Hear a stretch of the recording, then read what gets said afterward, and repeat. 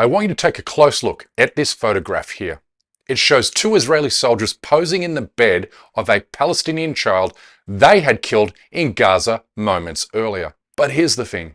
The soldier on the left is from India, and he's just one of hundreds of Indian migrants to Israel participating in the extermination of the Palestinian people.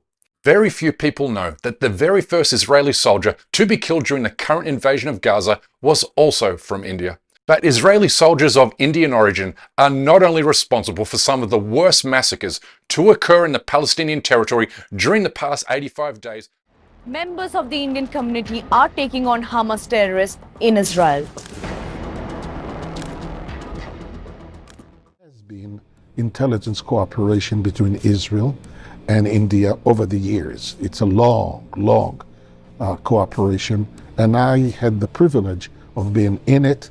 And I recall visits to India, heading delegations to talk with Indian counterparts and colleagues. Last month, the Israeli ambassador to India boasted that he could create an entire Israeli army with the number of volunteers he has received from Hindu nationalists in India, who are just itching to kill Muslims wherever they can find them. I mean, it's already been reported that Israel's barbarity in Gaza has become a great source of inspiration for the Modi regime. And we also know the Indian government is studying closely the tactics and strategies deployed by the Israeli military in Gaza, leading many experts to conclude that Muslims in Kashmir are now in great danger of ethnic cleansing in the name of Indian self-defense. India's genocidal plans for Kashmir were accidentally made public in 2019, when an Israeli diplomat in the United States let slip that India will adopt the Israel model to ethnically cleanse the Muslim population and resettle Indian Hindus. Because we already have a model in the world. I don't know why we don't follow it. It has happened in the Middle East.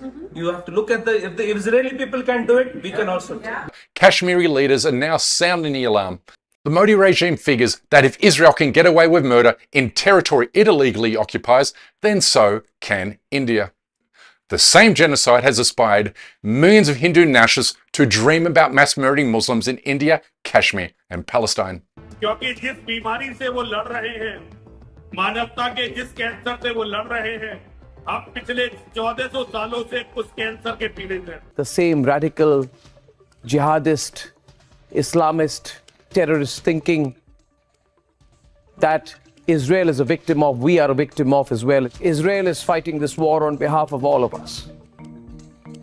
Israel is fighting this war for you and me. Indian companies are acquiring some of the largest companies in Israel. That should immediately set in stone just how important Israel has become to India and vice versa. Finally, a new report shows that the Israeli regime plans to permanently replace Palestinian workers with 81,000 foreign workers this year, with a majority to come from India. Israel will need powerful friends and allies like India to keep its economy afloat. So, if our efforts to liberate the Palestinian people are to be highly effective, then we must identify and include Indian products in the Boycott Israel movement. This will not only help save Palestinians from further injustice, but also hundreds of millions of Muslims in India and Kashmir.